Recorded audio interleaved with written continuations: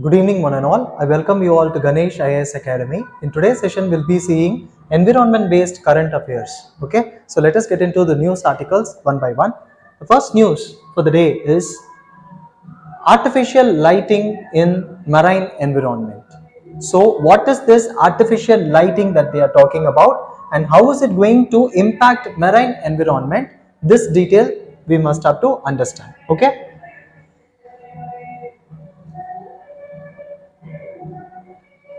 Light pollution in marine environment. The impact of artificial lighting on land-based life. Okay, this is important. So already the impact of artificial lighting on land-based life, that is on humans, fireflies and birds, has been known for quite some time, but now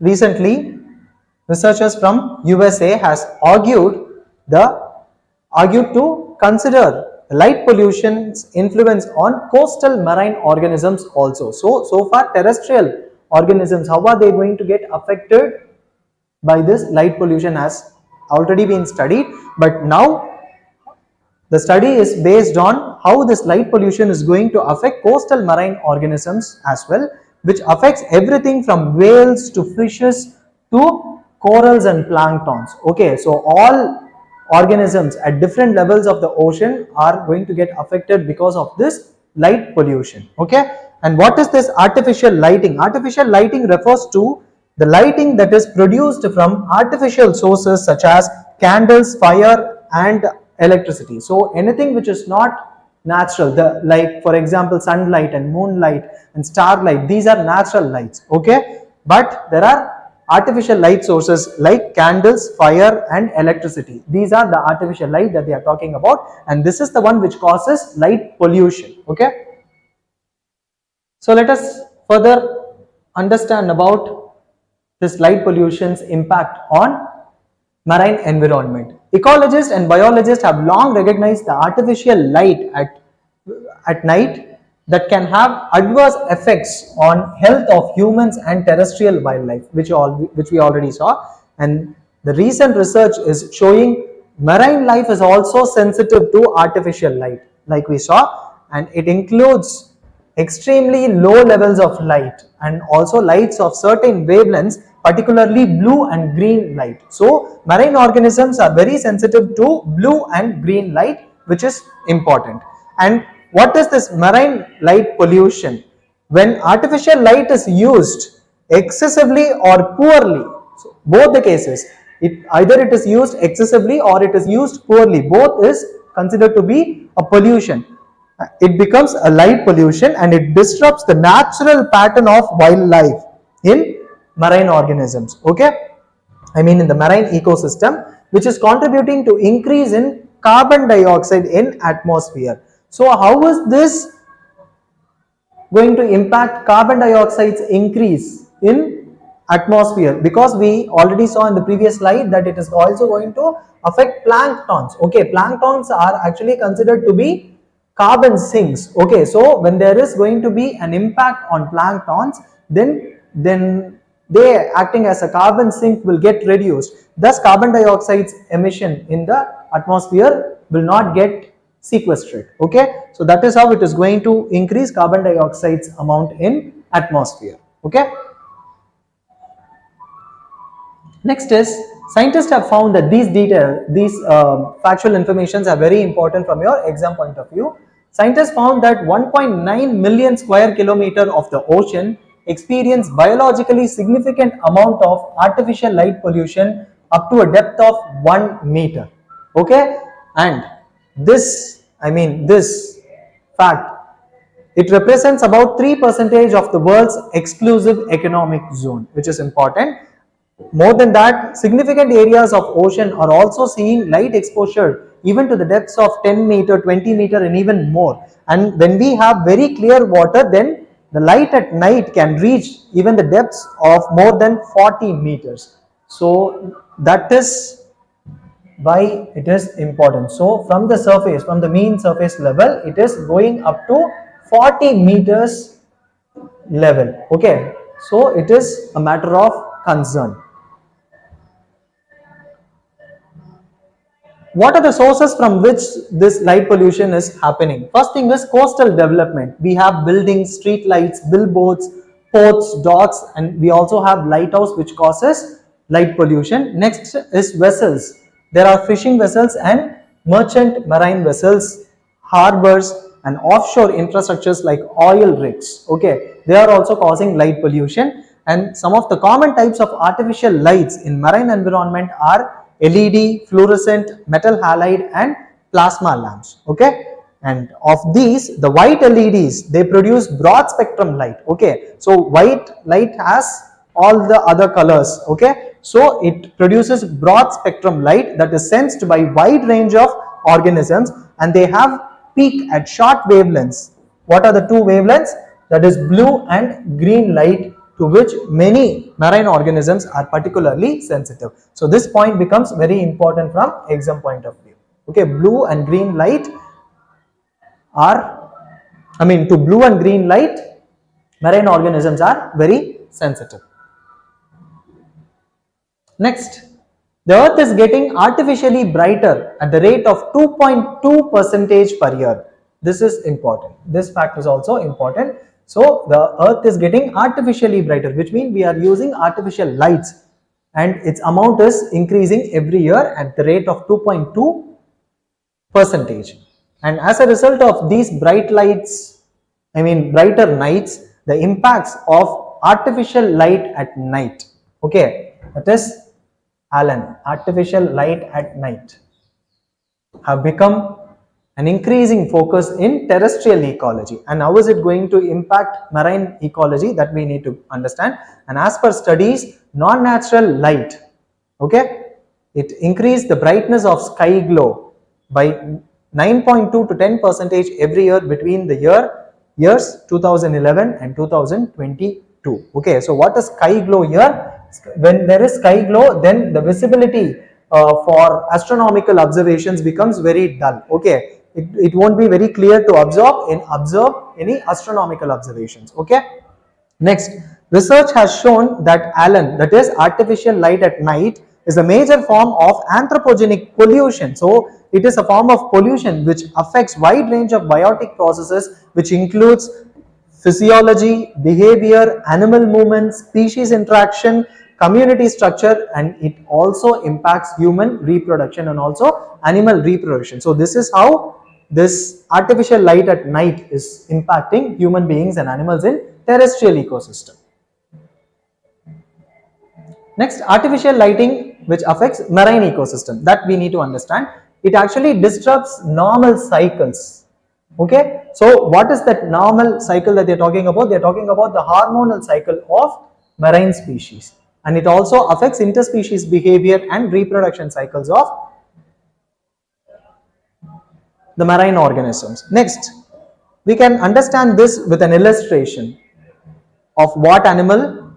Sea turtle, female sea turtle. So when they come to lay their eggs in the shore, then they find a spot which is quite dark and quiet, and it is without light. Actually, they tend to select such dark and quiet spots, but then due to artificial lighting, they may end up not coming to shore at all. Okay, so this is how it is going to impact. And even after they come and they hatch, their hatchlings head towards the inland lights instead of moonlight. Generally, the hatchlings head towards moonlight, but now the hatchlings are heading towards this inland artificial lights, and then they die of dehydration and starvation. Okay, so when they come towards the land, they die of dehydration and starvation. Okay, they actually must head towards the sea. We'll understand that from the picture. See, a turtle is heading towards artificial light. This must not happen, but this should happen. They should march towards the sea following sunlight or moonlight. Okay, so this is the normal behavior, but this is the changed behavior because of artificial lighting, which is causing a huge it is causing a huge impact on the lives of turtle. So this is the best example for light pollution's impact on marine environment. And what are the suggestions given here? Encouraging land-based lights out effort.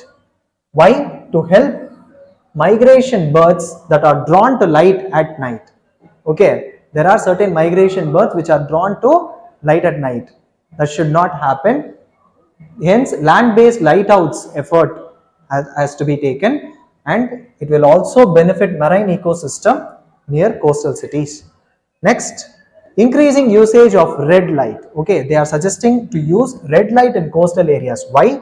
Red light is having the longest wavelength in the visible spectrum and it does not penetrate as far as into the water. Such points are very important from your exam point of view. Okay, such statements can be directly asked in your prelims examination. That is, red light, which is having the longest wavelength in the visible spectrum, does not penetrate as far as into the water. Thus, they are suggesting to use red light in coastal areas. Okay, and putting up barriers to shield the coastline from artificial light. Okay, so these are the suggestions given by experts. Okay, so with this we have come to end of this particular topic.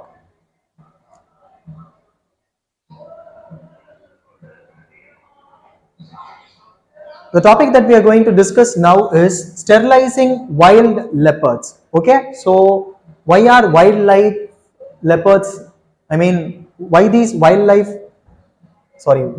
leopards has to be sterilized? Those details we need to understand. Recently, Maharashtra government has decided to sterilize leopards for sustainable management of population of leopards.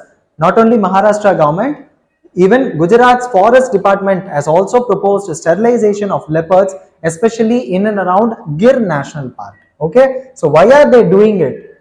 Let us understand. Actually, in 2019-2020, in this year alone, Maharashtra saw 58 human deaths due to leopards, which is over half the 97 casualties between the year 2010 and 2018. Okay, so in this 8 years, there were only 97 casualties, but in this 1 year alone, there were 58 human deaths because of leopards. Okay, so that is why it is a growing concern here, and Maharashtra government has decided to sterilize leopards as a response to increasing leopard-human conflict. First. Next is rising leopard population, and then there is also a need to protect both leopards and human communities. That is the reason why they are going for sterilizing leopards. Okay.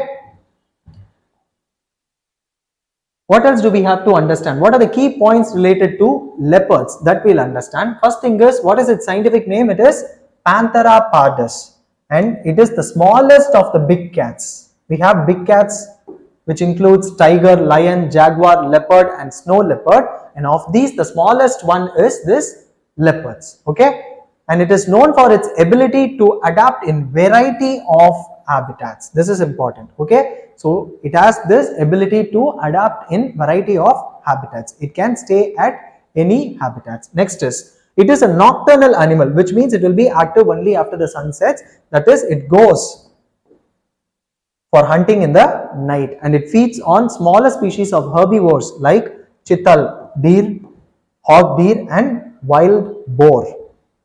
And then there is a particular variety of leopard called as melanistic leopard. Okay, so melanism is a common occurrence in leopards actually, wherein the entire skin of the animal, including their spots, will become black in color. And this melanistic leopard is often called as black panther.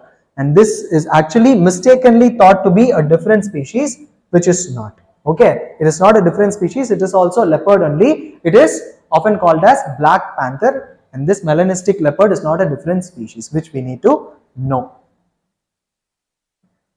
Next, what is its habitat? Its range. Okay, it occurs in wide range in sub-Saharan Africa, next in small parts of Western and Central Asia, and also in Indian subcontinent, and also Southeast and East Asia. These are the areas where leopard is found, and the population in India, as per the recent report of 2018, that is Status of Leopards in India report 2018, which is released by Ministry of Environment, Forest and Climate Change, there has been 60% increase in the population count of leopards in India from the year 2014. So from the year 2014 to the year 2018, there has been 60% increase in leopard population. So when we see the numbers in the year 2014, the number of leopards were 8,000, but in the year 2018, the number of leopards is 12,852, which is 60% increase. Okay,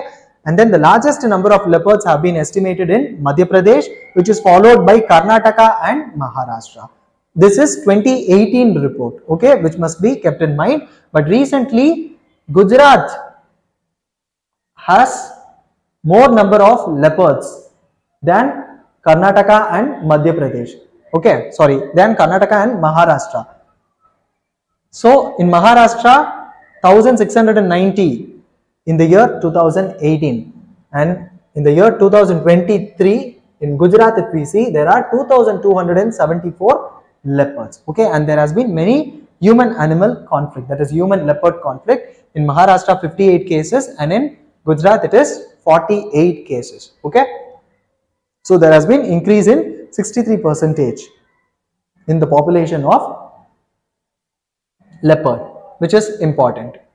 Next, what are all the threats faced by this leopard? First thing is poaching for illegal trade of skin and body parts. First thing. Next is habitat loss and fragmentation. So though they have this capability to shift to any habitats, if everywhere there is going to be habitat loss, then it is a great threat to leopard population. And there is also human leopard conflict. They come in conflict with humans. When they come in conflict with humans, then humans tend to gather and then they will attack the leopards and kill it. Okay, and conservation status, under IUCN Red List it is placed as vulnerable. Okay, and then under CITES it is placed under Appendix 1, and in Indian Wildlife Protection Act of 1972 it is placed under Schedule 1. These points are very important from exam point of view. So with this we have come to end of the first topic, that is sterilizing leopards. And why are they going for sterilizing leopards? Why is there human animal conflict, that is human leopard conflict? These points are very important. And there is an increase in population of leopards, that details are important. Those details are important.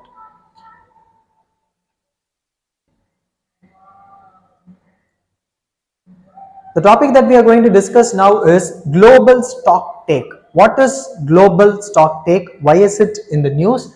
Let us understand that. Recently, synthesis report of the first global stocktake released by United Nations Framework Convention on Climate Change, that is UNFCCC, has been released. Okay, synthesis report for the first global stocktake. So we need to understand what is global stocktake, and this synthesis report presents 17 key findings pointing world's progress towards Paris Agreement targets, okay, of 2015. This is important. And what is global stocktake? It is a periodic review mechanism. What is stocktake? It is a periodic review mechanism which was established under Paris Agreement in the year 2015, and this stocktake takes place every 5 years. Okay, these points are important. It takes place every 5 years, with the first ever stocktake scheduled to conclude in COP28 in the year 2023. Okay, so UN Climate Change Conference of Party 28 will happen this year, by the end of this year, and by the end of this year, the first stocktake schedule is completing. Okay, and it takes place every 5 years. So we understood that global stocktake is periodic review mechanism which is established under Paris Agreement. This is important from exam point of view. Next is, what is its objective? The primary objective of this stocktake, global stocktake, are to assess individual countries' efforts to reduce greenhouse gas emission and transition to renewable energy sources. That is what they are assessing. So how countries are taking efforts to reduce greenhouse gas emissions and how countries are transitioning to renewable energy sources. This is what is being assessed, And in the year 2015, when countries committed to Paris Agreement to keep global temperatures from rising beyond 2 degrees Celsius, and 2 degrees Celsius by the end of this century, that is 2100, and as far as possible below 1.5 degrees Celsius. This is the target which they have fixed in the Paris Agreement. And along with this, they also agreed to periodically review or take stock of efforts made by individual countries in containing greenhouse gases. Okay, so this is that global stock take which we are talking about. Next is, while countries have laid out nationally determined contributions, okay, they already have laid out nationally determined contributions under this Paris Agreement, but they are also expected but not obliged to. Okay, so they are expected to increase their ambition every 5 years, and the push for this is given by this Stocktake report. Okay, while the latest NDC was submitted in the year 2020, a Stocktake aims to push countries to set higher targets before the next NDC, which will be published in the year 2025. So this is how the Stocktake is helping countries. Next is, the Stocktake is designed to keep countries accountable and encourage them to increase their climate ambitions over time. Okay, so what is global Stocktake? And they can give you this statement as one of the options. Okay, so such statements are very important. Next is, what are the key recommendations of the report, the synthesis report? First thing is galvanizing effect of Paris Agreement. Yes, it is having a galvanizing, the Paris Agreement is having a galvanizing effect. That is, this agreement has galvanized countries into setting goals and signaling urgency of the climate crisis and scaling up of renewable energy and halting deforestation. Yes, renewable energy has to be scaled up and all unabated fossil fuels are to be rapidly eliminated. Other than that, reforestation and land degradation have to be halted and reversed. Moreover, agricultural practices which are critical in reducing emissions and enhancing carbon sinks have to be increased. This is yet another suggestion or recommendation given by this report. What other suggestions do we have? Equitable economic transition. Okay, so when there is going to be a rapid change, then it can be disruptive. Thus, countries should work on ensuring economic transition which is equitable and inclusive. And what are the targets or ambitions that we have? To reduce global greenhouse gas emission by 43% by the year 2030, by 60% in the year 2035, and net zero by the year 2050. Okay, so net zero carbon dioxide emission by the year 2050 globally. Okay, and at present actually we have fragmented adaptation of efforts. Okay, though there is a global commitment, but then those efforts are fragmented, incremental, sector specific and unequally distributed across regions. Thus, to avoid this, we need international cooperation and there must be transparency in reporting the efforts taken. Okay, so this is how it can be done. So these are the suggestions given by this particular report. Okay, so how is this global Stocktake report going to impact? Okay, first thing is the global Stocktake report the global Stocktake report influenced G20 declaration, okay, which is important. Recently we had this G20 summit and in that G20 leaders declaration, global Stocktake related talks were there, and for the first time the declaration formally recognized the substantial financial requirements for transitioning to renewable energy. Okay, so this is why this global Stocktake becomes important, and this declaration, that is G20 leaders declaration, noted the need for 5.8 to 5.9 trillion US dollars in the pre-2030 period for developing countries and 4 trillion per year, 4 trillion US dollars per year for clean energy technologies by 2030. Why? To achieve net zero emissions by the year 2050. Okay, so all these details are included in this declaration just because of this global Stocktake report which was made. Okay, so this is what we need to understand about this global Stocktake.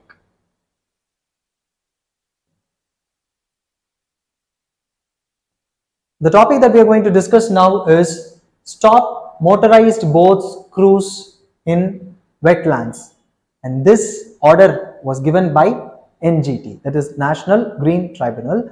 Why has NGT given this order and to which state it has given this order? Those details we need to understand. So National Green Tribunal recently ordered the MP state, Madhya Pradesh state government, to stop operations of cruise vessels as well as other motor propelled boats in Boj wetland. Okay, why? On the account of drastic damage being done to this particular water body, that is Boj wetland. And what is this Boj wetland? It is also known as Boj Lake, and it is designated as a Ramsar site. So what are Ramsar sites? They are wetland of international importance which is coming under Ramsar Convention of 1971. And then this Boj wetland consists of two contiguous human-made reservoirs. First thing is the upper lake, which was created in the 11th century by construction of an earthen dam across this river, that is Kolens river, and there is lower lake which was constructed approximately 200 years ago, and it is largely from the leakage from the upper lake. Okay, and it is surrounded by the city of Bhopal, that is why it is also called as Bhopal Lake. So this is it, about the Boj wetland. Now we need to understand what wetland generally is, and we need to know about this Ramsar sites. So what are wetlands? Wetlands are those ecosystems which are saturated with water, either seasonally or permanently. All these points are important. So it can be either seasonal or permanent.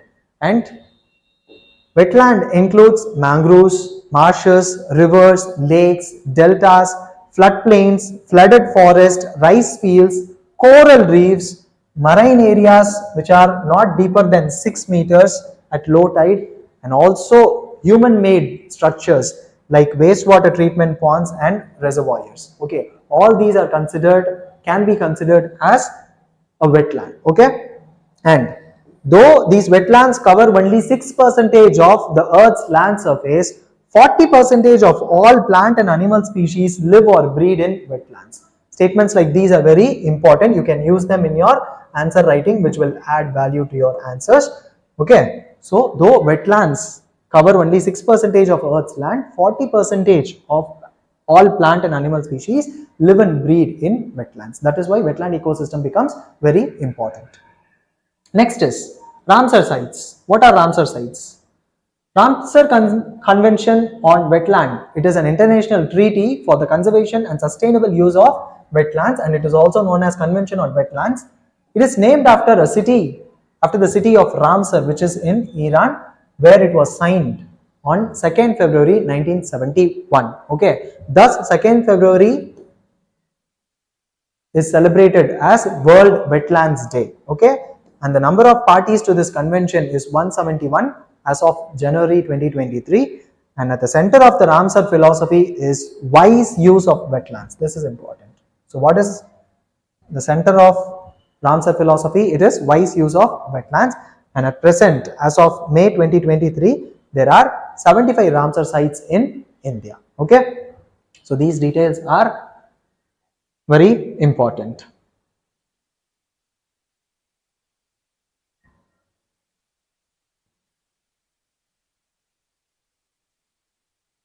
The next topic that we are going to discuss is 29th World Ozone Day.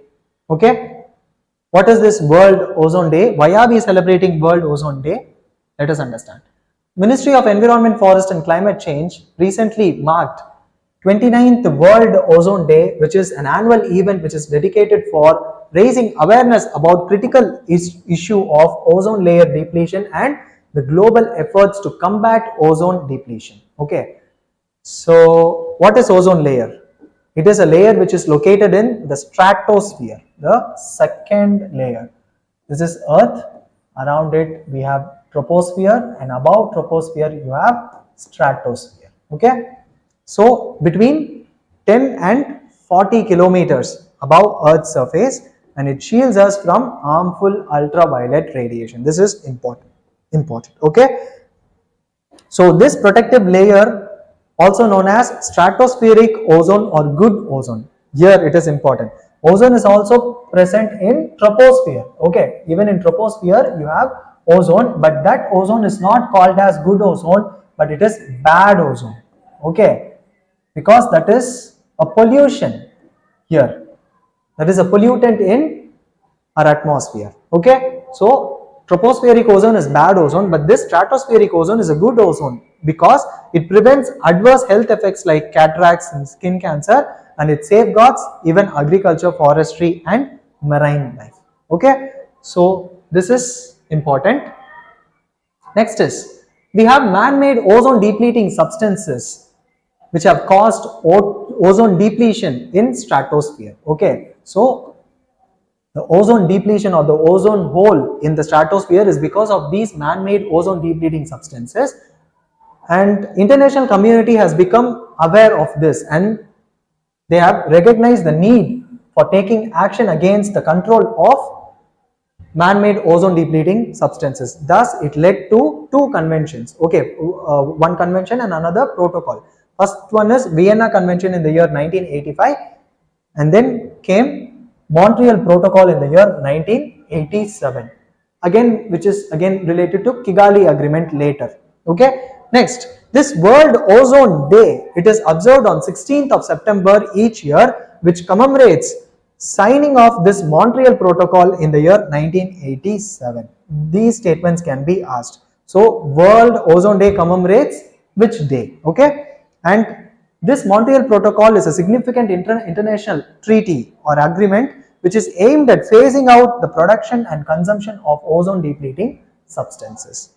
And the theme for the year 2023 is Montreal Protocol, fixing the ozone layer and reducing climate change. Okay, so theme based questions can also be asked.